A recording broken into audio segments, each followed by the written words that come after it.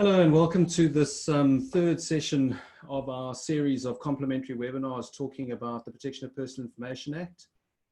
I'm just watching to see the attendees come in, and they're streaming in. We meant to have around 400 people today, which is fantastic. And I can see the crowds coming in quite quickly. Yeah, so as I mentioned, we're on the third webinar. The first one we looked at and asked the question is, must we comply? The second one was an overview of what the Act was about so that we got a bit of a setting for what it was. And then today we're asking the question of who's responsible for complying with the Act, and am I the right person to be responsible for this? And I think the reason we've got such a large audience today is that this really is a question that many people are asking themselves, because they're trying to say, well, do I want to take this on? And do I want this responsibility? What is that responsibility? And I think there are also a lot of people who are thinking, am I the default information officer? Is it my responsibility? And already wanting to understand those issues. So today we put together a panel of us to talk to you, and we're each going to contribute in different components. So I'd like to introduce you to, firstly, Mark Hank. Mark is one of our attorneys who really needs no introduction, but Mark is really a very clear thinker. He explains things incredibly well. He's presented many times on this topic, and he really genuinely wants to help people. I'm always amazed at how Mark's clients often become his friends, and he really wants to help people, and he does a great job of it. Mark, it's great to have you on the call today. Thank you, John. Hello to everybody. And then to introduce you to Graham Giles. Graham is a labor lawyer who has a lot of experience, and we asked him to join today, particularly to talk about what level this person should be at in the context of an organization. He's also worked with us and helped us on the job description for an information officer. So Graham, great to have you as well on the webinar. Thanks very much. Looking forward to it. And then we have Lisa Emewaha, and Lisa is one of our attorneys who's done a lot of work on access to information, does a lot of work on PAIA manuals, and the information officer has a big impact there. So Lisa's joining us to touch on a few different aspects. So welcome, Lisa. Thanks, John. Hi, everyone. And then we have Tessa. Tessa is also one of our attorneys, and she's going to be performing the role of coordinating questions, responding to questions as we go, and then also trying to identify themes within those questions so that we can answer as many of your questions as possible. Hi, Tessa. Hi. Great, and so the format's going to be similar to the last two, where we're going to spend about half an hour presenting. There are going to be lots of polls as we go, so please be on the ready with your finger to click on different answers. It'll be great to get an idea from different people on those polls. And then we'll have a Q&A session for as long as we can at the end, trying to answer as many of your questions as possible. So without further ado, let's get going. And I'm going to share my screen.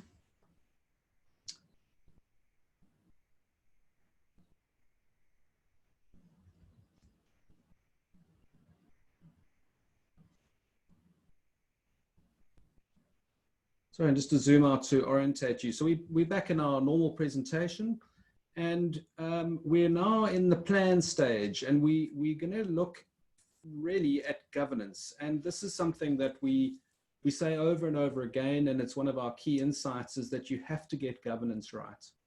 And I want to dive straight into this aspect, looking at the information officer and the role of the information officer.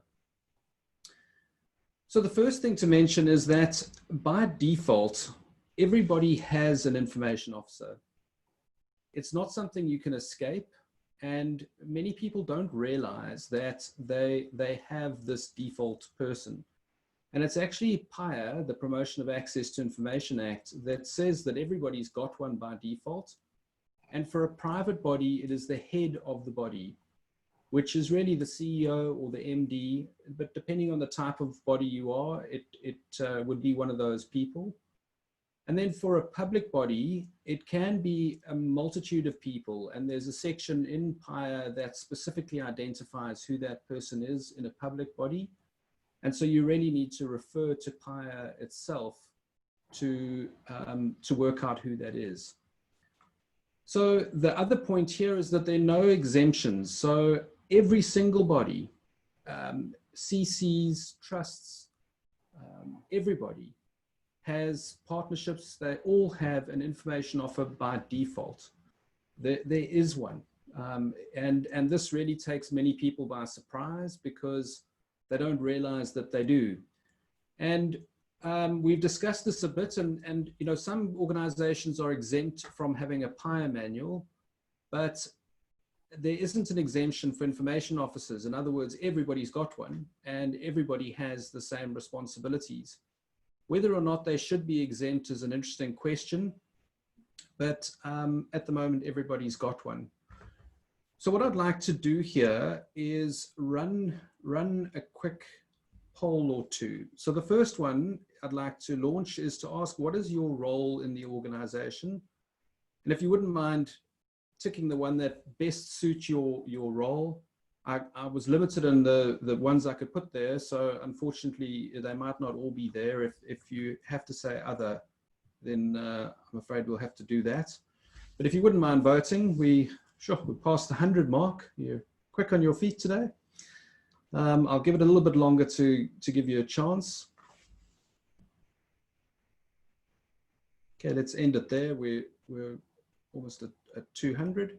So if we share the results, so 23% of the people are legal, but we do have 7% who are the head of the governing body, and 4% are governing body members. So as I was saying, really that head is the default information officer for those organizations. So we've also got a lot of people from compliance, governance, and then a few other areas as well. But main is legal and compliance. All right, and then let's launch another one. So let's have a look here and let's ask, who is your default information officer? And let's get an idea of how many default information officers we have on the call.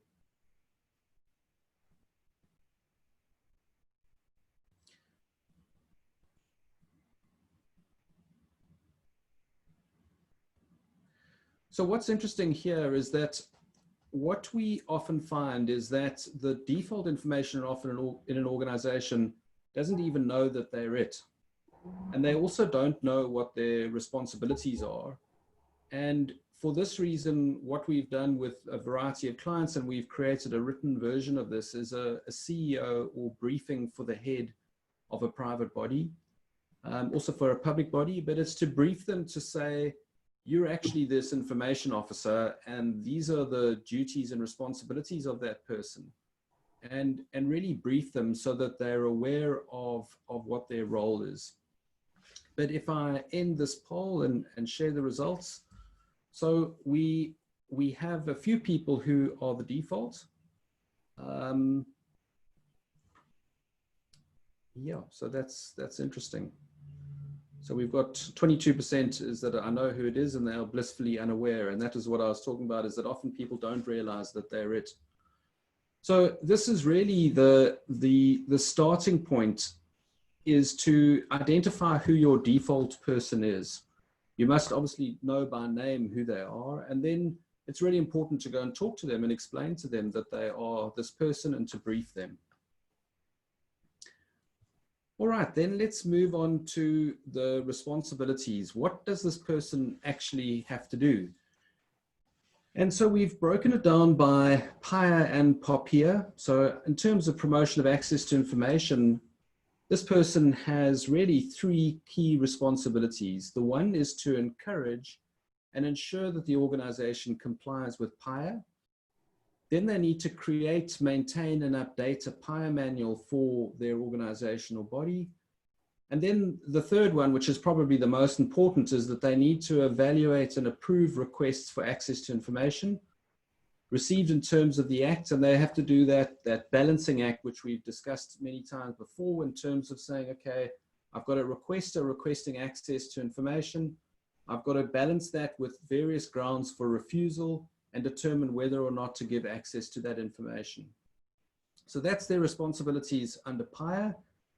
And then under POPIA, the responsibilities are a bit broader. And on this slide, what we've done is we've consolidated them into one list of 10 items from both the main act and the regulations. But their responsibilities are, again, to encourage compliance with the conditions for lawful processing. They need to deal with requests made pursuant to POPIA. So here, it's not clear, but it seems that it would be a request from a data subject for access to their personal data, which is slightly different to PAIA. It could also be a request from the information regulator. Then the third is that they must work with the regulator in relation to investigations conducted relating to prior authorizations. So that's specific to prior authorizations. And then number 4 is probably the most scary for an information officer, is that they must ensure compliance by the body with the provisions of POPIA. So the information officer's got to do both PAIA and POPIA and ensure that the organization complies. And in many ways, it's quite clever because we had this information officer under PAIA. So Parliament then looked at POPIA and said, well, who's going to be responsible? Who must ensure compliance? Let's make it the same person. And it makes sense because it's really two sides of the same coin, and our information regulator regulates both access to information and protection of personal information. And so having an information officer that is part of the supervisory machinery for the acts is also then by default, I guess, responsible for both scenarios. So then we've got number 5 is that the information officer must develop, implement, and monitor a compliance framework. And this is essentially why we've created our data protection programs, because they are compliance frameworks. They must ensure that a personal information impact assessment is done.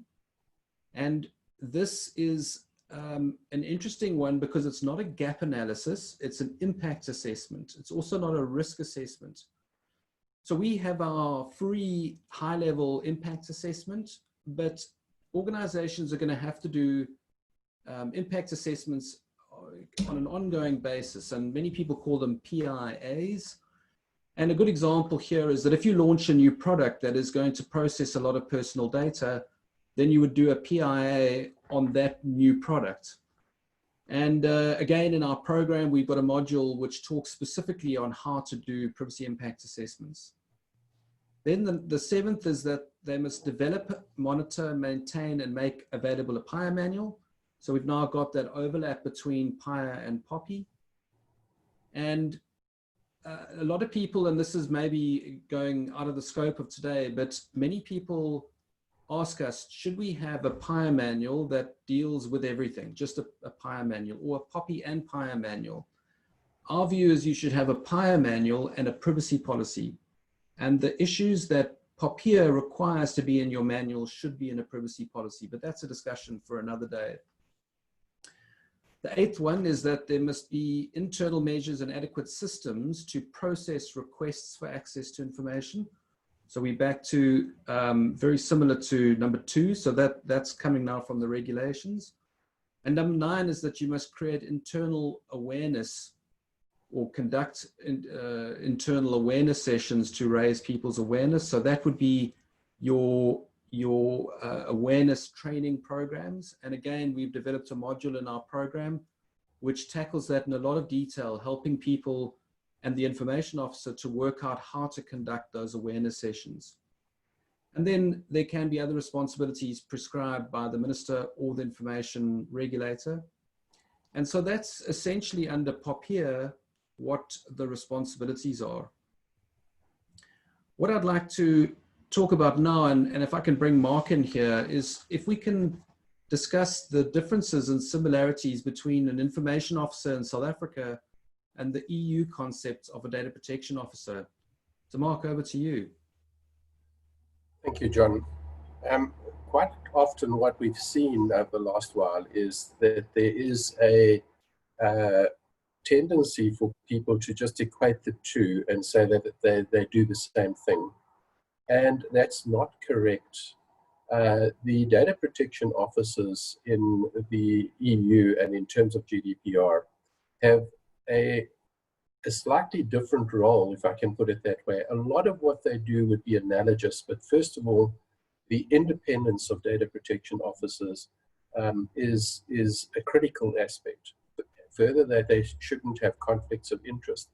And one of the things that I think is important is if one looks at the recital, I think it's 97 in the GDPR, part of what it talks about is the monitoring function. And I would not suggest that what we that we say that they are auditors, but they do perform a type of audit role. And remember, those data protection officers very often not very often, they are entitled by law to report directly to the information regulator. So if they've made recommendations and the company has not dealt with those recommendations, sometimes possibly to protect themselves, but hopefully less cynically to protect data subjects, they would go to the information regulator or data protection authority more correctly in those circumstances.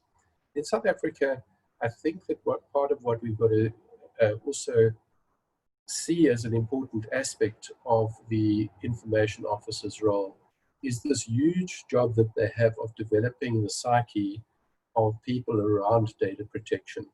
Remember, we're about 30 years behind the European Union countries, and certainly we don't have the same appreciation possibly at all different levels of what is important from a data protection perspective. So they play a very, very important role. And my view is that in the South African context, part of one of the huge advantages of an information officer, of a good information officer, will be as we become more and more digitized, and we've seen over the last 3 months, huge strides in what we're doing. I mean, just simply this webinar and the fact that we've got 400 people joining us in a webinar from quite possibly 400 different places is an indication of that. And how we process information is a critical thing to most organizations. And what data protection has shown is that those countries that are more mature in data protection, their governance of data protection is better, they protect information better, and these are all desirable things in the context of a modern digital business. So while there are differences, there are analogies, but we must be careful not to fall into the trap of just saying what has been said about the GDPR would apply to information officers. A further thing that I think is quite important in this regard is whether we have external people as our information officers. And my view is that that is a very dangerous thing in the South African context. And I think that it's important that we look at what the actual duties are and recognize these differences where the one has a far more monitoring type of approach and the other really is more encouraging, is more of a cheerleader, trying to get the organization to do the right things. So those are very, very important aspects that you have to look at in dealing with who you actually ultimately put into that position. It is very important. And if you just put in an administrator in that position, I'm afraid that you're probably going to fail. If you put into that position a person who doesn't have the right qualities, and possibly we'll speak about that in greater detail just now, I think that you're looking for trouble and you're not going to succeed in what you're doing. But very importantly, once you appoint an information officer, don't give them this authority, a very, very important authority in the context of where we are in the 21st century. Don't give them that responsibility without giving them the adequate authority. And that means that your governance, the board must support, or your executive bodies, etc., must support that information officer And he mustn't be left as essentially an internal auditor, but rather somebody who is guiding the business in getting information security and data protection right. Thanks, John. Thanks, Mark. That's very helpful. And I think for me, two of the key takeaways are that, just to reiterate, is don't assume that the DPO and the IO is exactly the same role. They're not. They're slightly different.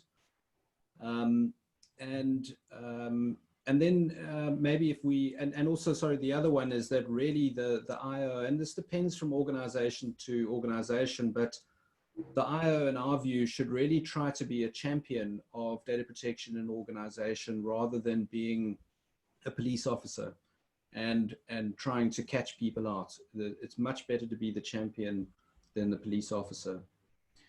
But now let's move on to the next question, which really, well, who should it be in the organization? And we've split this up into different ways. And again, I want to ask Mark if he wouldn't mind talking a little bit about what sort of qualifications or qualities are you looking for in this person? Because the law doesn't say these are the minimum qualifications the person must have. It really doesn't say anything at all. So what are you looking for, and what are the qualities that an information officer should have, Mark? Again, this is another distinct difference from the DPO, where the GDPR actually says very clearly that what you're looking for is somebody that has expertise in data protection legislation. And I'm not suggesting that that isn't important. I think it's very, very, very important that obviously they know what they're doing and what the compliance issues are and how they might deal with the principles. It's principle-based legislation, after all, that allow us to actually put into place proper data protection. I think the first quality is really that of a leader, because this person must lead the organization. We have leadership in all sorts of different forms, but you're going to have a culture shift in many organizations about how they deal with data. And culture typically doesn't emanate from a bottom-down approach. It's a top-down approach. But good leadership is typically based on gathering the buy-in of the people that you need.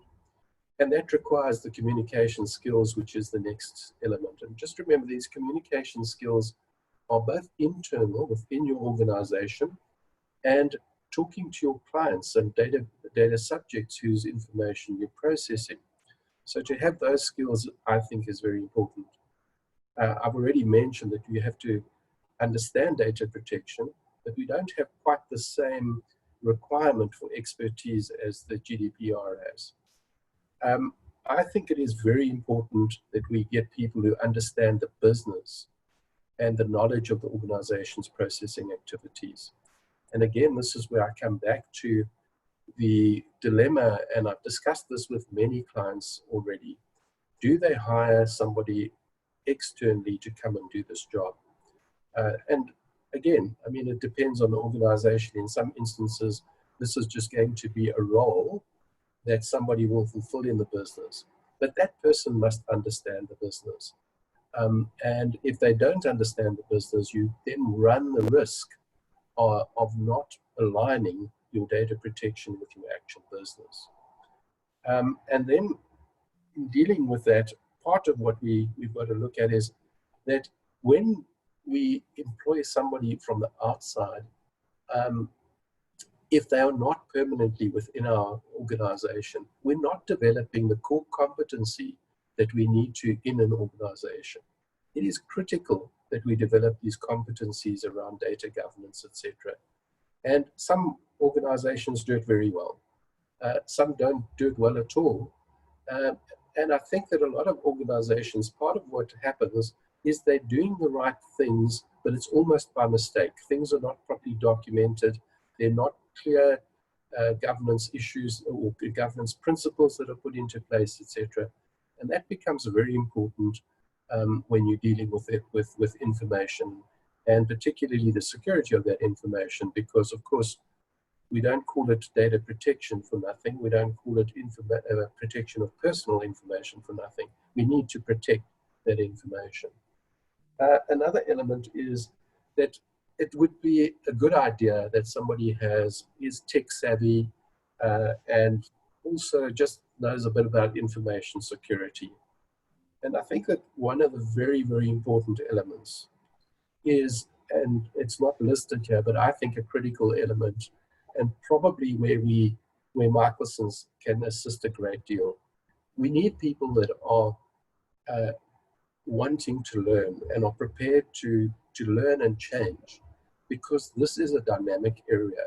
We all know how dynamic information technology is, and if we don't know, then the last 3 months surely should have taught us how differently we have to start thinking about things, how we deal with or how we use the information technology, and that will have an impact on how we address certain issues.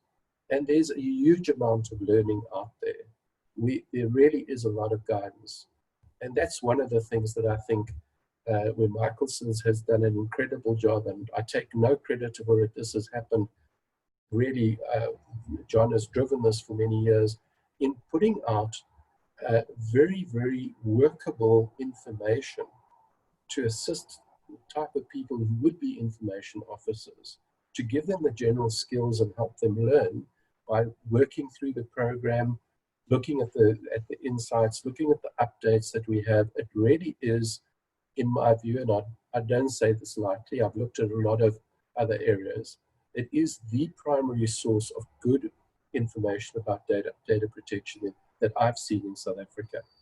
I think the other thing is that we must recognize that we too, at Michalsons, are learning. And there are new things that are happening all the time. And we're busy updating the knowledge that we have and that we provide to others on a continuous basis. And finally, just in that regard, you know, there are going to be issues that are not covered in the type of information that is provided on the website. But there are other ways of, at least that's going to give you the background to be able to ask the right questions and frame the right questions that you might need to ask of experts to get the right answers for your organization. Thanks, John. Thanks, Mark. Yeah, that's really useful. And so some of the key takeaways for me is that an information officer needs to both understand the business or the organization that they serve and also have an understanding of data protection. And the other key one is that we really do not recommend that you outsource this role to somebody external from the company. It must be internal. Lots of people ask us, can we be the information officer for the organization? And our view is always, we can't perform the role effectively. We'd love to help you, but we really believe it's in the best interests of your organization to develop the core competency within your organization. And so we often say to people this statement, which we say that, you know, we often judge the success of our engagement by how quickly we can work ourselves out of the role. In other words, we want to identify and help get an information officer in the organization, empower them with the knowledge and tools that they need, and then let them run with it. And that's a key point. Yeah, I'd be very interested in any questions or thoughts around that anyone might have. All right, let's then... John, if I may just add that one of the things that I do point out to companies is that, particularly companies of any size, it is far easier to train the right person within that company in the skills they need around data protection than what it is to bring somebody from the outside and then expect them to assimilate years and years of institutional knowledge and experience, which is critical to how they actually will fulfill their role or the value that they will give to the company. That takes longer than actually having an internal person learn what they need to know about data protection. Yeah, Mark, I agree. And, you know, we work with lots of information officers, and the ones that do have a really good understanding of that organization and its culture really are the effective ones. So I agree with what you're saying. All right, let's then move on here to the job description for this person. So the sorts of questions that we get asked are, So what level should this person be at? What is their salary? How much money are they going to make? And really, issues around the really job description. So I'd like to bring Graham in here, who has helped us work on the job description for this person, and I think can give some very valuable insights. So Graham, over to you. Thanks, John. And I think just to put it in context, we know that the Constitution prohibits discrimination, but it allows differentiation provided it's rational. So we have the Employment Equity Act, which creates a framework which enables and forces businesses to report to the government on what they are doing internally. And the structure has 7 levels called occupational or decision-making levels. There has to be a proportional differentiation between each level, and you have to put your line managers and your instrumental roles, like your information officer, on one cost curve across those 7 levels. And we believe that the information officer actually fits in at a level 6, possibly a level 5. In other words, they are a type of consultant, and their job is to synthesize and analyze, if one looks at that diagram. This means they are involved in strategic and tactical decisions, and the elements of that job would involve creativity of about 41%, influencing about 42% of their time, and only 17% would be routine. So one can gather from that diagram that the information officer comes in at the highest level of an instrumental role.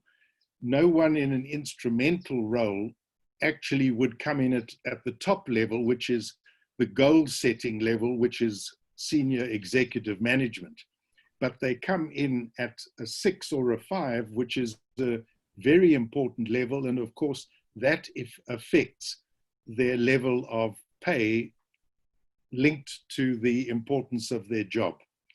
I know it sounds very complicated, but that's how it works. Back to you, John. Yes, thanks very much. No, that's very useful. And it's tying in with what Mark's saying, is that you need somebody who's a leader and can communicate well, because they're going to have to be creative and influence people. And I think it also connects to, many people have said that an information officer's role under PAIA is quite administrative. And yes, there are some administrative aspects, but I would agree that that routine and the administrative is about 17 or 27%. There really are some very important decisions to be made by the information officer, like, are we going to give somebody access to this information? And we've seen how much litigation there's been around PAIA and how big those questions often are, and the implications of giving or not giving access to information. And again, under POPIA, we're going to have similar questions. You know, do we notify the regulator of a breach? Do we notify our customers? What are we going to tell our customers? There really are some really big decisions that that person's going to have to make, and very important decisions for an organization. So I think the other key takeaway I took from Graham is that this person, it's a highly paid job. It's going to become a profession in South Africa. It'll be the same way that there are other professions that it'll be, I'm a professional information officer. That's what I do. And the person will get paid significant amounts of money. And I think the other key point is that they shouldn't be part of line management. They should be separate to that and have sapiential authority, which is an interesting topic which we can talk about for a long time on another occasion. Just in the interest of time, I think we should move on to the next issue, which is really about what sort of structure should we have in our organizations. And I think the key point here is that you want to keep it simple. And we've got then the default CEO, who is the default information officer, and they should then appoint or delegate or designate the responsibility to an information officer. So a few important points here. The one is we believe that the person to whom it's delegated should be called the information officer, not the deputy information officer, because you want to give this person authority. And as you know, nobody wants to talk to the deputy, they want to talk to the sheriff. And so by calling them the deputy information officer, you're undermining their authority. And so they should be called an information officer. The easiest is to have one for both PAIA and POPIA, and one for all companies in your group. And then depending on your organization, there'll be full-time or part-time. And so we've seen some organizations have an information officer that's all they do. Others have people who perform multiple roles, one of which is being the information officer. A few other key points here is one is that the person should have a direct reporting line to the CEO. They really need to have authority with the responsibility. You can't give them the responsibility without the authority. And we've chatted a little bit about the independence. And so the person here with the tie on the left, this is just reiterating that that could be Michalsons over here, an external person supporting and empowering the internal information officer. And that's really how we believe the best structure should be. So for most people, it would be this scenario. But you might have a scenario like this, where you then have one information officer with multiple deputies, maybe one who looks at POPIA and one that deals with PAIA. That could be another option of a structure. Another structure would be to have two information officers, one dealing with POPIA and one dealing with PAIA. But for us, keep it simple and stick with one to begin with. And then this is an interesting scenario that arises, and I'll hand over to Lisa here, because we often get asked by large listed companies, well, we've got 20 entities, and how many should we have? Do we need one for each entity? And so over to you, Lisa. Thanks very much, John. And as John mentioned, this is definitely a question we get asked a lot, because a lot of our clients are in group structures with various different entities and subsidiaries. And from the structure that we've seen from John is that the easiest method would obviously be to have one information officer for the entire group. But it's not necessarily that easy, because there are different factors that you have to take into account, such as, should I have one for PAIA if I deal with multiple requests, or should I have one just for POPI as well? And usually, like John mentioned, it's best to start with one. But we have to look at what the specific entities do. So for example, if your different entities have very specific process information in a very specific way, or deal with different kinds of personal information, there might be a need to have an information officer for each entity. So for example, if they're a responsible party in their own rights, it would make sense to have an information officer for each entity. And this ties in with PAIA, because PAIA also says that you have to have a PAIA manual. And sometimes you need to have a PAIA manual for each entity. And this makes sense because this comes down also from the South African Human Rights Commission, who has given recommendations stating that each entity within a group should have a PAIA manual. And your PAIA manual wouldn't really need to change much. It would just deal specifically with the information officer of that specific entity and things like that. And that's in line with our recommendation. We believe that different entities in the groups should have their own information officer, who maybe reports directly to the overall information officer for the group, especially if we think about the different processing that the entities do. Back to you, John. Thanks very much, Lisa. And I think let's quickly go to a couple of polls. Let's see if you're still paying attention. So the first poll is to ask, what kind of role is it in your organization? Is the information officer role a full-time role, 3 days a week, 1 day a week, a few hours a month? It would be really interesting to get an idea of what you believe the position would be. So we've got lots of votes coming in. At the moment, it seems that a full-time role is winning. I'll give you a few more seconds. Let's end the poll there and share the results. And so it's the winner is a full-time role. but it's quite an even spread, and that makes sense. The impact of data protection is different in different organizations, and it's going to be a bigger or a lesser job depending on a number of factors. And then the other poll I wanted to quickly launch is the number of information officers. So let's have an idea at the moment. Do you have just one? You've got one and one deputy, or we have many IOs and no deputies, just to get a feel.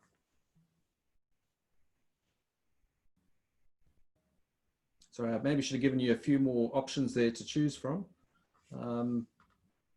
But so if we end that poll and share, the overwhelming majority is that we have just one, which is great. So it's worth keeping it simple, and that's, as we said, what we recommend. All right, so let's zoom out of that and let's go. So we've spoken about outsourcing. I don't think we need to tackle that more. We often go and look at examples. I'm not going to go into examples in the interest of time. I think one of the interesting things, though, is that the information officer must be specified in the PAIA manual, and the PAIA manual must be on an organization's website. So you can literally go to any organization, go to their website, find their PAIA manual, and you can see how many information officers they've got and how they've dealt with the particular issue. All right, so the next point to make is that PAIA requires you to appoint this person in writing. And so this is a very important thing to do. It's a good thing to do, not only because the law requires it, there are other good reasons, like making it very clear who it is, who's been appointed, what their responsibilities are, who they're going to report to, the fact that they're not a prescribed officer, and there's some other important things to deal with in that letter. We've created a template appointment letter here, and this is exactly the role we're wanting to perform through the program, is that there are certain things that everybody needs to do. They need to appoint their information officer in writing, and we want to, and we have done this, is spend a lot of time creating an amazing template that everybody can use, rather than everybody trying to do it themselves. If we do it once properly, we can save you all a lot of time. So that's, again, exactly what we're trying to achieve through the program. Then if we launch a quick poll here, so let's get an idea of, has your default information officer appointed a designated information officer? And I'm interested to hear as to whether it's no, it's just the default, or that you plan to. Has it been done verbally? Has it been done in writing? In other words, how many people have really done this properly, of identifying an information officer and appointing them in writing? Give you a few more seconds there. So just while you're doing that, we've got 2 or 3 more minutes left to cover a few things, and then we're going to go across to questions. And I can see a lot of questions have been coming in, and I'm sure Tess has been looking at them and trying to identify some themes, and then we'll be asking us those questions. So let's end this poll there and share the results. So the majority say no, but we need to. Yeah, some have said yes, but it was done verbally, and I think that's a risky situation. It's got to be very clear who that person is, and it's important to have that letter of appointment. Okay, let's then go to the last couple of points, which the first one is, okay, what skills and learning does an information officer need, and what are the options available to the person? And we really made this list down the left-hand side. So for us, there is a lot of information online. There's some really good stuff, and there's some really bad information online. And there is a lot to read, but it's just a word of caution. There is some very inflammatory scaremongering happening online, but there is some good information. And I think that's part, again, of what our program's about, is we go and find the best information and point you to that, and really save you time by not having to go through a whole lot of things to identify the good stuff. The other option would be for an information officer to attend a workshop, which we think has actually got limited value, particularly in a scenario now where it can't be done in person. Online is good, but a workshop often is only 5 hours or 6 hours, and there's only so much you can gather in the course of that amount of time. The other option would be to attend a conference, which unfortunately are not going to happen for a significant amount of time. The other option in terms of learning about data protection would be to join our program. And the last one is that information officers, particularly those who are going to be full-time in the role, might consider getting a personal certification. So we're not talking about an organization getting certified, which is not currently possible. It's about an information officer in their personal capacity getting a certification. And here there are a few associations that offer them. One is the IAPP offers a certification, and they're not bad. A few of our attorneys have been through the process and got the certification or are studying for it. And actually one of them was saying this morning that it's just very heavy going. It's very academic. It's not very practical.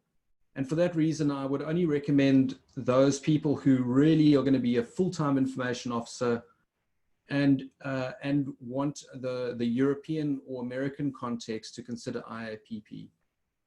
So those are some of the options. And if we maybe launch a quick poll here, I'm really interested to find out what you think would be your best options. So if we launch that poll, if you wouldn't mind just ticking which one you believe would be your best option to increase your knowledge.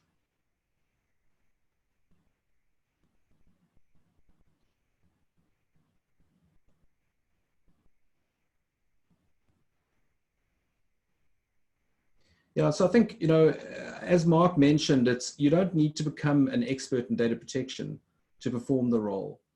It depends on your organization, but for many, you need a solid but a basic understanding of data protection.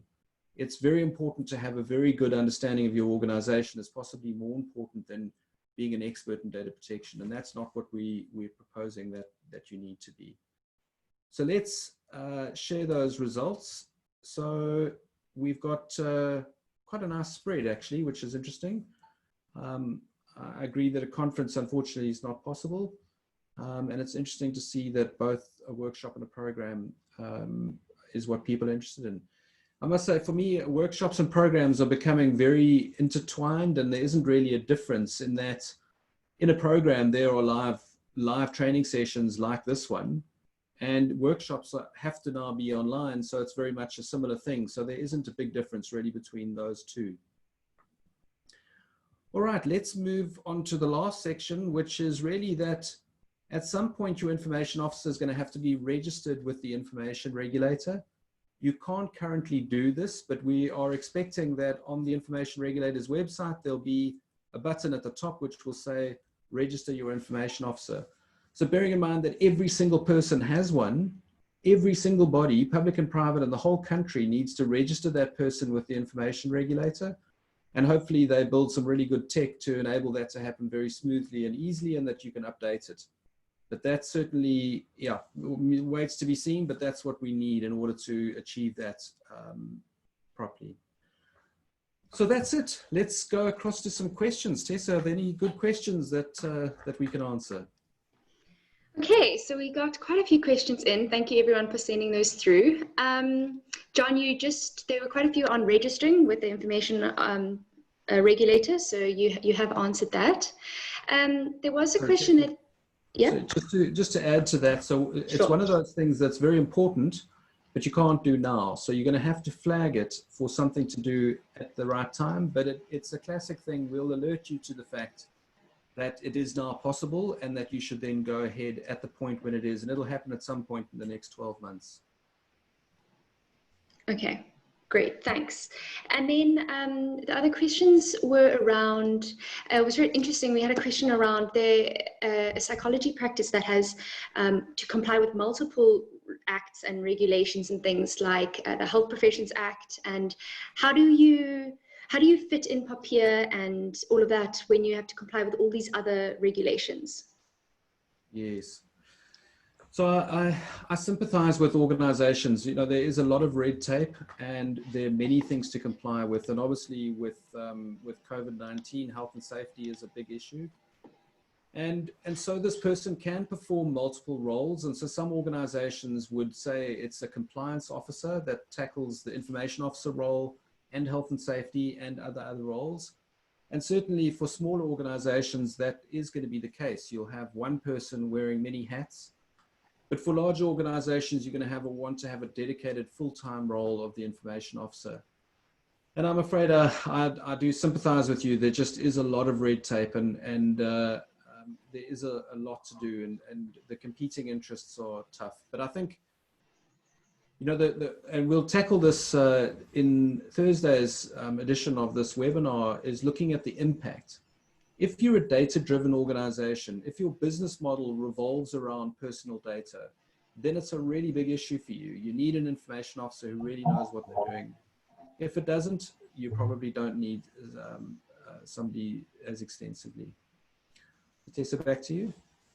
Okay, we had an interesting question around if there are any sort of technology or tools available to assist an information officer in this role. Do you have anything to recommend around that?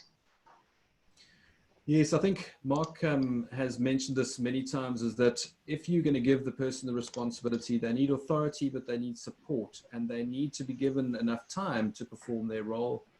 They need knowledge, they need guidance, but they also need tools. They need tools in the form of software. And we've done a lot of work looking for the best tools, and we've actually developed a module in the program which looks at all tools available for information officers.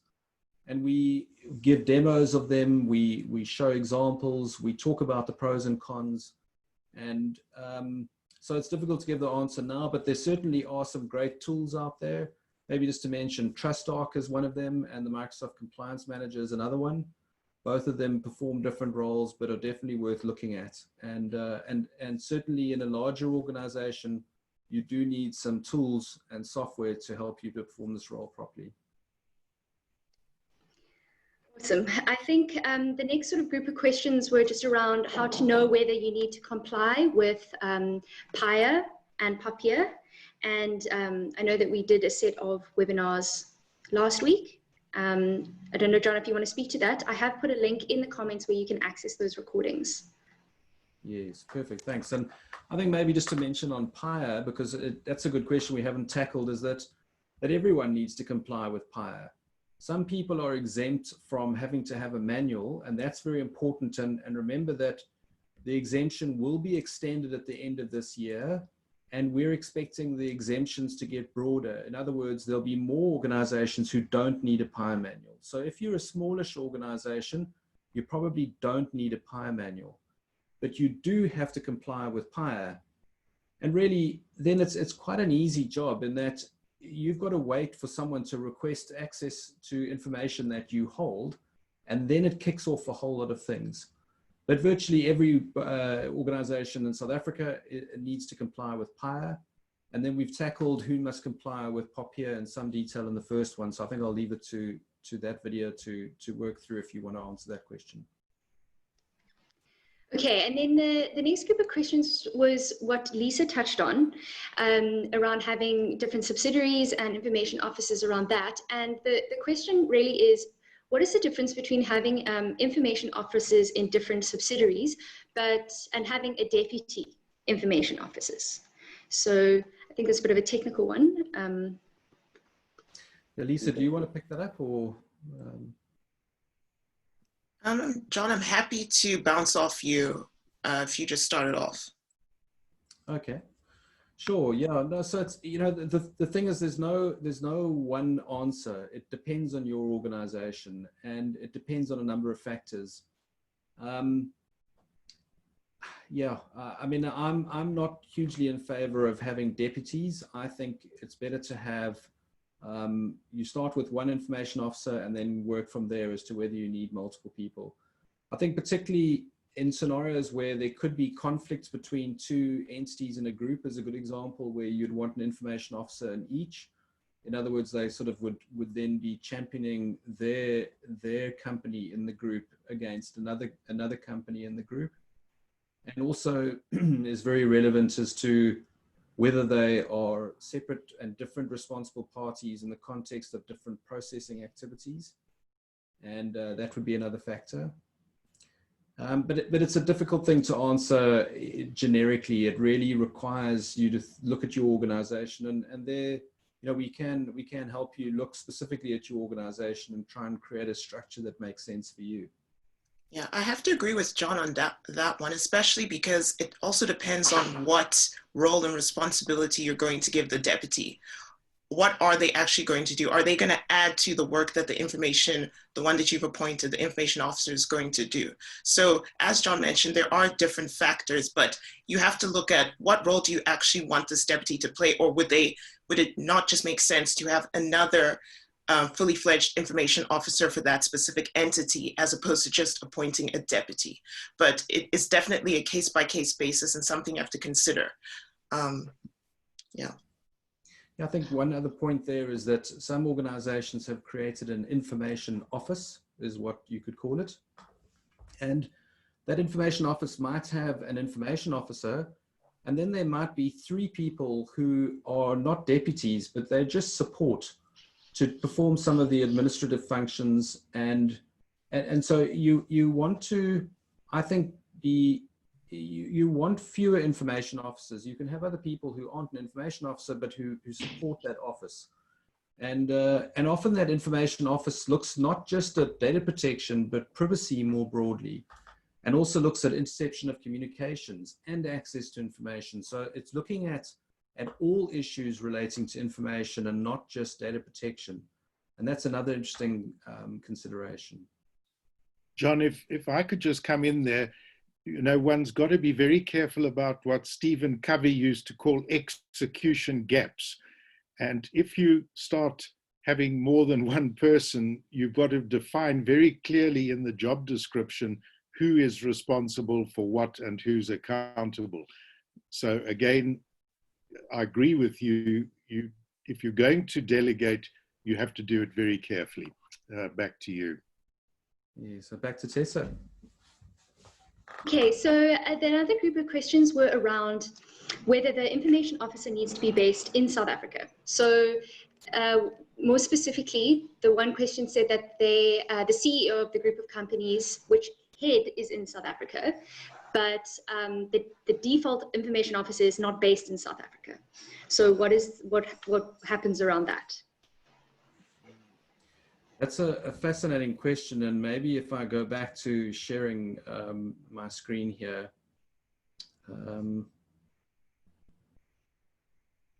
if we zoom out a little bit, there are multiple players in getting governance right. It's particularly for organizations that are multi-jurisdictional and that are also have to comply with the GDPR. It really is a team effort. The executives have an important role to play.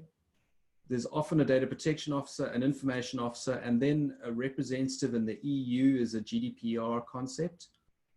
And in South Africa, it's not dealt with specifically in POPIA. And so our view is generally that the person can be anywhere. The information officer can be anywhere in the world. They don't have to be in South Africa. This is different to the GDPR, which is basically saying that if there's nobody in the EU, you need to appoint a representative in the EU. But in this scenario, because the company's in South Africa, there is a representative here. It's just not the designated information officer. So my view would be that, yeah, a South African company, if the head is here, they could designate that to somebody anywhere in the world. But then the caution, because I think a lot of people are tempted to make it the same as their DPO. And the caution there is that the DPO and the IO is not the same thing. They're different roles. Mark touched on that earlier, and you've got to give some consideration to that.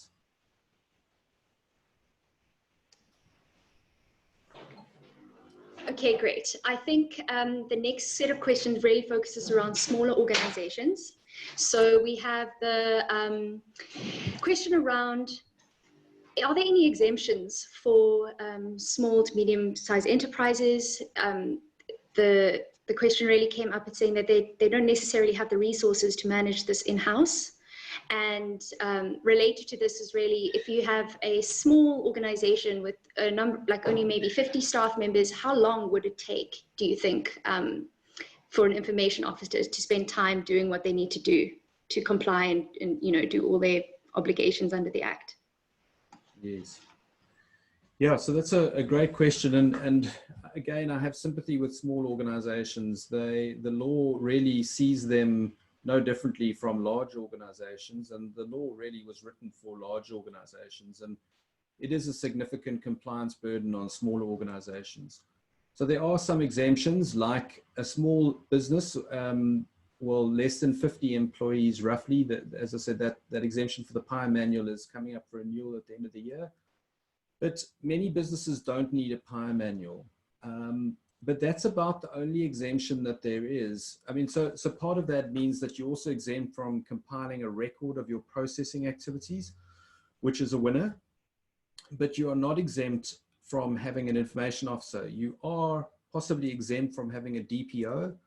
Only organizations with more than 250 employees or who really process a lot of personal data are required to have a DPO. But in South Africa, that's not the case. Everyone's got an information officer. You're not exempt from having one. And I think what the answer really is that that the law is scalable. So there's much less for a small business to do than a large business. And again, we're talking about the impact. So what's the impact on your organization? So if you're a small business that sells,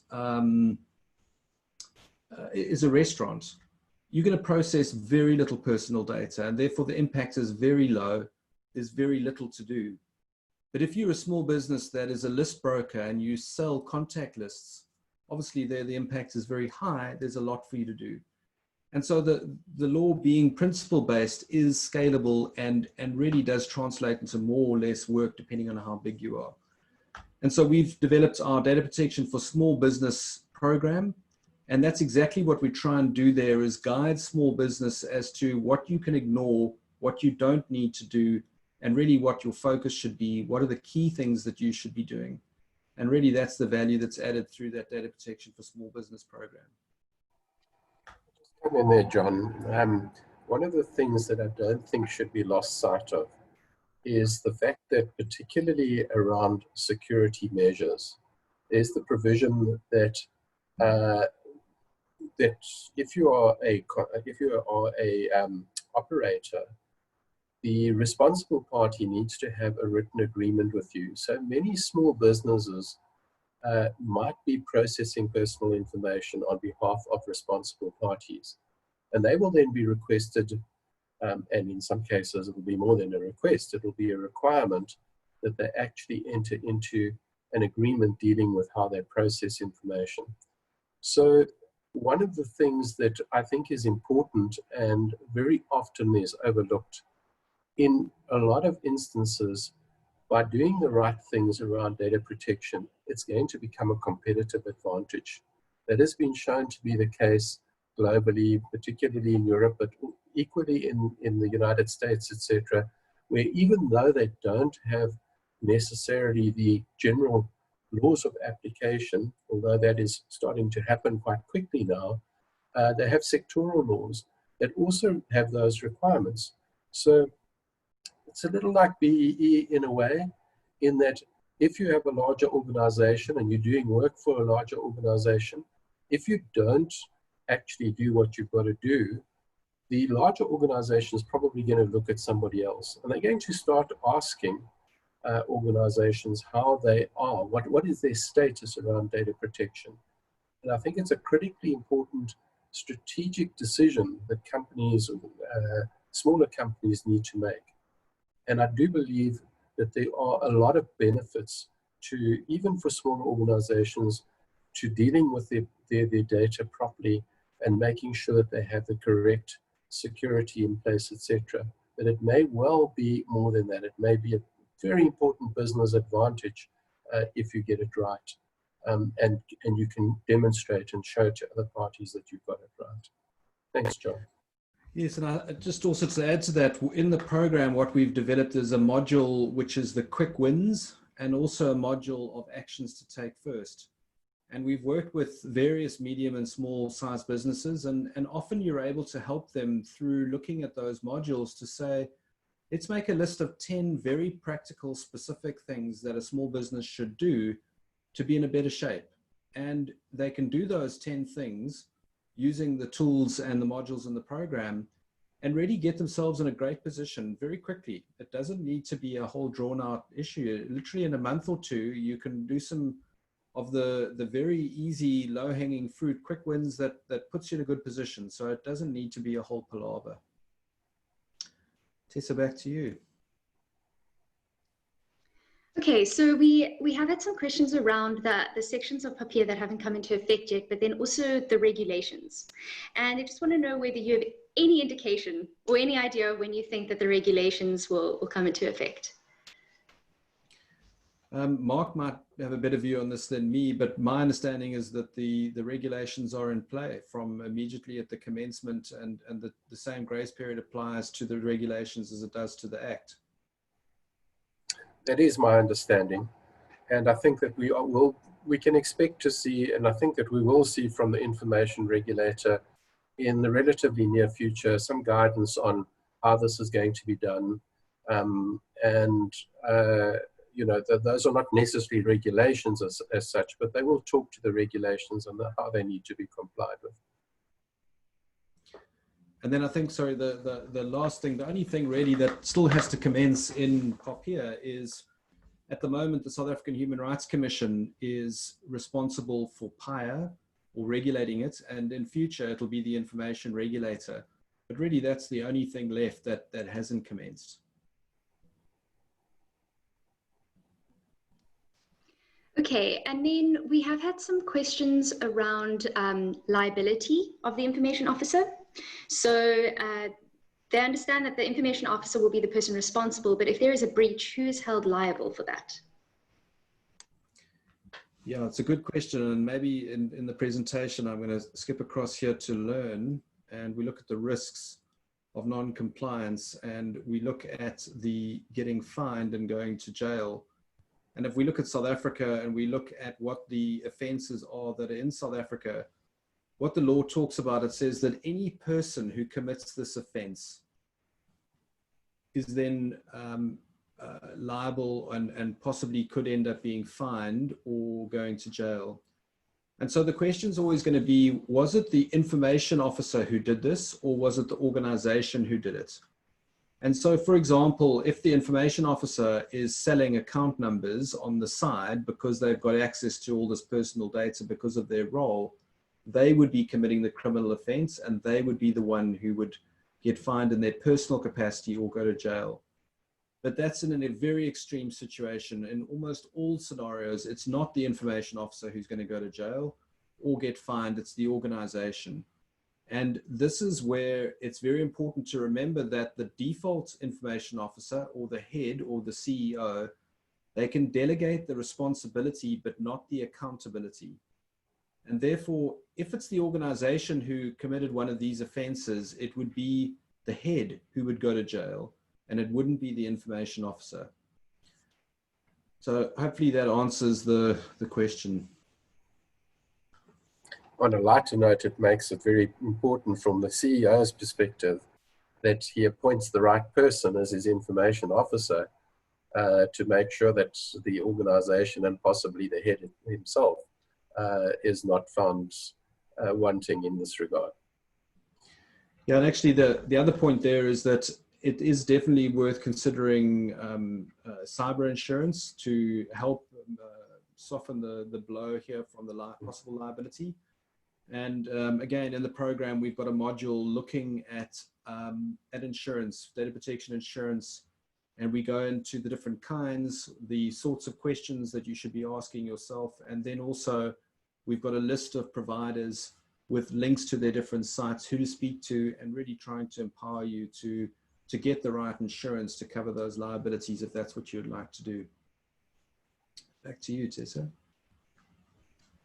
Okay, so we've had some specific questions around information officers, like and for schools, trusts, and NGOs and non-profit companies. And I guess the questions around that would be, do we have to have one? And I mean, you have answered it that most organizations do have to have one. So I don't know if you want to add anything to that. Yeah, I mean, I think the point is that by default, they've all got one. Whether you're a school, a non-profit, every single body, every public and private body has an information officer. And at the core, it's just that there needs to be a person in every single organization who is responsible for ensuring compliance. And that's essentially what they've got to do.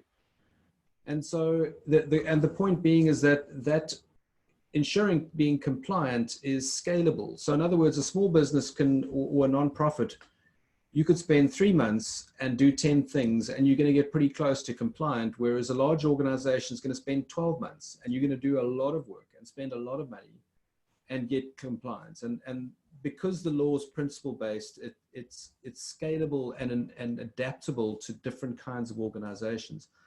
But that's what makes it so tricky. And that's why in our program, we've developed various lenses so that the nonprofit can look at data protection through that lens. A school can look at it through that lens. A small business can look at it through that lens. And we really are trying through those programs to help you from whichever vantage point you're coming from, get this done in a very practical and effective way, because you just, life is busy and obviously we're in tough times. Everyone's just trying to keep going. And so it's really important to keep this in perspective of everything else that's going on and make sure what you do is very practical and very effective. And that's partly what the impact assessment on Thursday is designed to try and help you do, is to work out what's the impact on your organization and then start getting an idea of actually what practical steps are you going to take.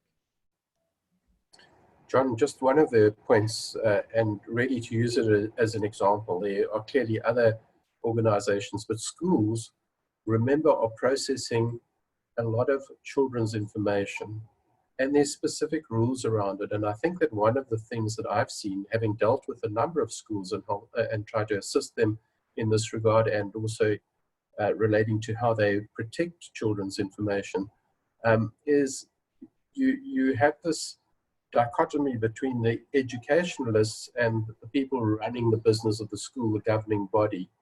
And it is important that that is clearly defined, who's going to deal with it. And we must not think that, that just simply because you're a school that might be an excuse. In fact, it's not. And there are lots of other entities that are dealing with special information that need to consider it in similar light.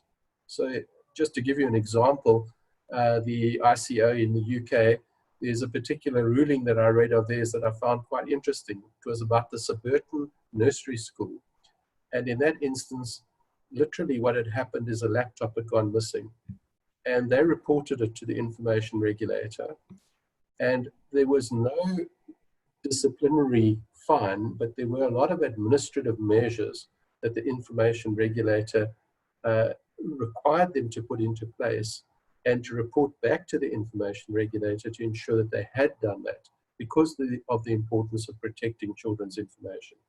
So it is a question of depends, but think about what you're doing and the information that you may be dealing with, even if you are in that type of situation.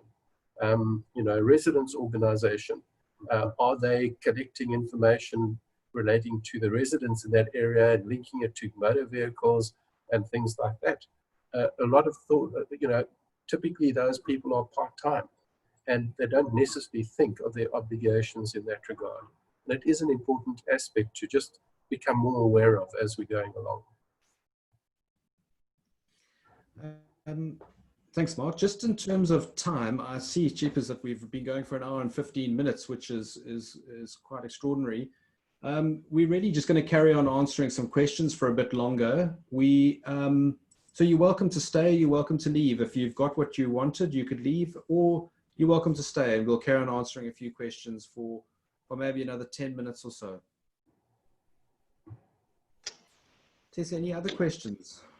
Yes, so more like specific questions rather not categories anymore. It's around what is the difference between a privacy specialist and a DPO?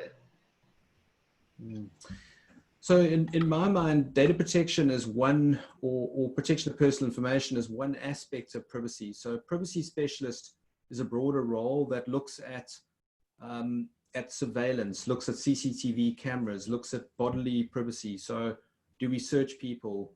And so that privacy specialist is broader than a DPO or an IO.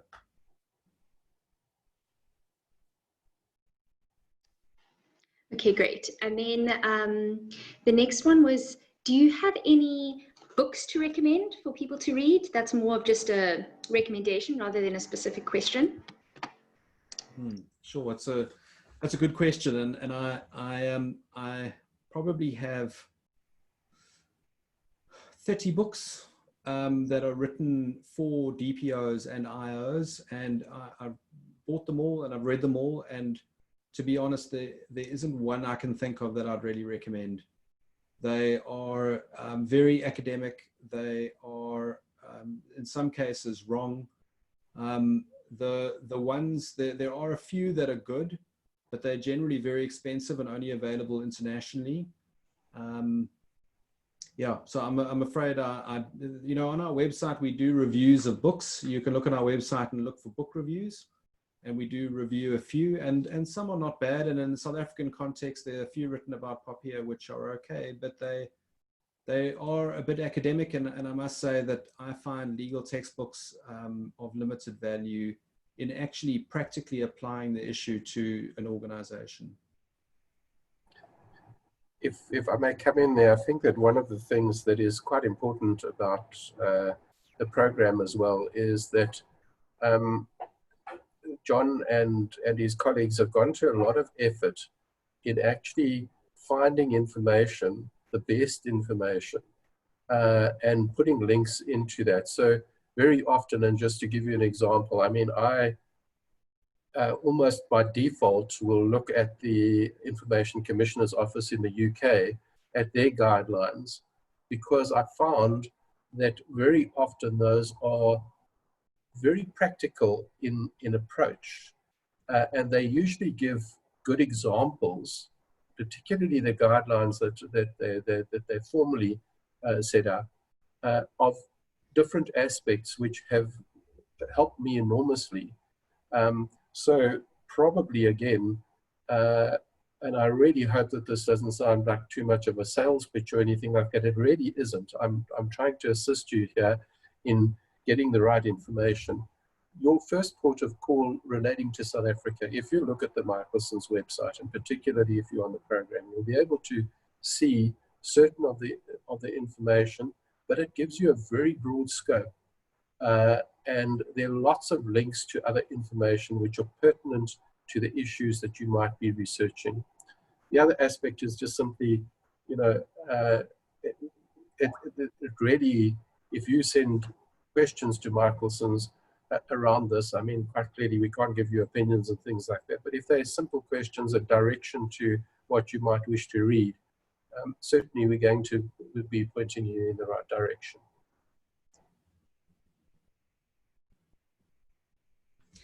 Thanks, Tessa. Tessa, maybe if I can pick up there as well. Yeah, I see there are a few questions around people saying, how do we access the templates? How can we get a PAIA manual? And really, we will be discussing this again, but really there are two ways in which we help organizations. The one is that we empower you through the program. So in the program, the templates are available. The other is that we can do it for you. And so you can approach us and ask us, and we could either give you specific templates for a fee, or we could actually draft the documents for you for your specific organization using our templates. So that's the other way in which we could assist there. Okay, John, there was another question similar to what the differences between the DPO and this question is around the difference between the information officer and an information security management officer. Yes. So Mark's probably more qualified to answer this, but I'll have a crack at it first. You know, data protection and POPI, in POPI there are 8 conditions and 3 extra conditions. One of the conditions is that you must secure the personal information that you process. And so an information security management officer, or a CISO is another term that's used, is specifically responsible for securing the information. So they're responsible for one of those many conditions or principles. And so the information officer is responsible for the whole thing, not just the information security components of it. So the information officer role is much broader. And for example, is going to have to tackle issues around marketing, opt-ins, opt-outs, is going to have to tackle issues around, do we have lawful grounds for processing? And so often the information officer has more of a legal angle to it, and whereas the security aspect has more of a technical aspect to it. How did I do, Yes, Mark? I'd agree with that that description, and it must be recognized, and John's emphasized it a couple of times. You're reliant on a team here, and information security is an important component of this. Very often, though, I think a mistake is made in not delegating almost, it's just abdicating the responsibility for information to information or information security. And that's the wrong approach. Typically, as John said, those guys are far more technically bent. They're not necessarily people that are able to lead and explain how that information is important from a from a business perspective. And the example that I use quite often, or the analogy that I use, is simply that the information technologists and information officers, they're the plumbers. They are responsible for ensuring that when you open a valve at a particular place, the water comes out. And when you shut a valve, that it cannot be, that it won't leak. And they are there to ensure that the infrastructure works properly and that it is secure. The information officer's role is more about the water that is running in those pipes, that it is not toxic, that in fact, when you're giving access, that you're granting it to the right people. They control those valves and who should open and close those valves. So that, just as an analogy, they're very distinct roles, and they should work closely together, but they have different roles. I hope that that answers that question.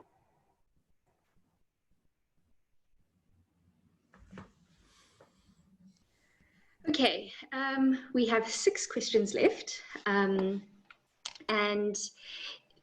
the one is around how to identify who should be the information officer for a mine, and then the other one is also around in a homeowner association and wanting to identify how you know which will be the information officer.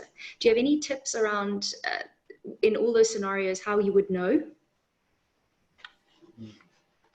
I think very quickly, and we might have to go quite fast if we've got 6 left. I think for a mine, often it would be legal and compliance, or somebody in governance would be my recommendation. And then in a homeowners association, I'm not altogether sure who that should be, but I think it would be somebody who's on the body corporate, or on the homeowners association, it would be somebody in that governing body. I forget what it's, the homeowners association, what the term is, but yeah, it would be somebody who's on that governing body. Okay, great. And then we just have a specific question around employee data, about whether if an employee leaves or resigns, if the employer is obligated to delete all that data, or if they can store it so that if they decide to rehire the employee at a later stage, they can just reactivate that data. It's quite a specific question. It is, yeah, that I'm afraid we're not going to have time to tackle in detail, but what you really have to do there is apply the principles to that activity and find the answer. But there's almost certainly is a way for you to do that lawfully, and but it definitely requires a bit of thinking. There isn't a one-size-fits-all answer. Okay, so I think from our side, really one of the last questions is around why each subsidiary would need a PAIA manual, but we did discuss this at quite length with Lisa. I don't know if you want to comment more on that, John. It's just why each subsidiary would need a PAIA manual. Why can't they just be one for the whole group? John, I'm happy to tackle this. Okay, go for it. In terms, because I just saw the question, in terms of that, you can have a generic template for the entire group, but just change the details for each subsidiary, because essentially it should be the same kinds of records that you're keeping and laws that apply to the different subsidiaries. So that would be what you need. But the law says, and also the South African Human Rights Commission does state that each entity needs their own one, but the details would largely be similar or the same. Yeah, I agree. And I think that the point being is that, and this is what many people have done, is that they've just copied someone else's PAIA manual or gone through a generator that's generated one and just seen it as a tick box exercise of, well, I just need a manual. And or just gone, well, let's have one manual, it's for the whole group. You actually, if you're doing the exercise properly, you really have to apply your mind to make sure that that manual is accurate and correct for each entity that it relates to. And that's really the point. And one of the key things being is that manual must specify, it must have a record of that entity's processing activities. And obviously each entity has different processing activities. And so each manual needs to be different specifically on that reason. You just can't copy and paste across all entities in that way. Okay, and then the last question, John, could you just reiterate what is the difference between the data protection officer and the information officer? Yeah, I think the core difference for me is that a DPO isn't responsible for ensuring an organization complies. They're almost like an auditor. They're almost an independent external person. And there's a recent judgment in Belgium saying that for example, the head of legal cannot be the DPO. So the DPO almost performs the role of external oversight and is very independent, whereas an information officer is internal and they are responsible for ensuring compliance. So in Europe, you've got a DPO who's external and then the internal people who are responsible for complying. In South Africa, the IO is like the internal people. We don't have the concept of a DPO in South Africa. And I think that for me is the key difference between the two role players. And just on that, I think that the fact of the matter is that when we look at Europe, at the GDPR, it prevents persons who have conflicts of interest from being a DPO. So within an organization, quite often, I mean, if you have a person that's in charge of marketing and you want them to be the DPO, clearly they've got a conflict of interest about how they want information processed, etc. So it is very important that those conflicts of interest are avoided in the DPO situation. And very often the way to do that is to have a completely independent third party dealing with it. In South Africa, the law is framed in a different way. And probably, and as John and I have already said, in our context, the better person is going to be somebody who's involved in the business and understands that, particularly because we are at a stage where we really in the infancy to a large degree, or most organizations are in the infancy in putting data protection in place. Remember that Europe is far more mature around where they are with data protection. And at this stage, there's a lot of implementation as opposed to maintenance that is required in the things that we're doing. So that I hope that does give a bit of color to that particular question and the answers that we're giving.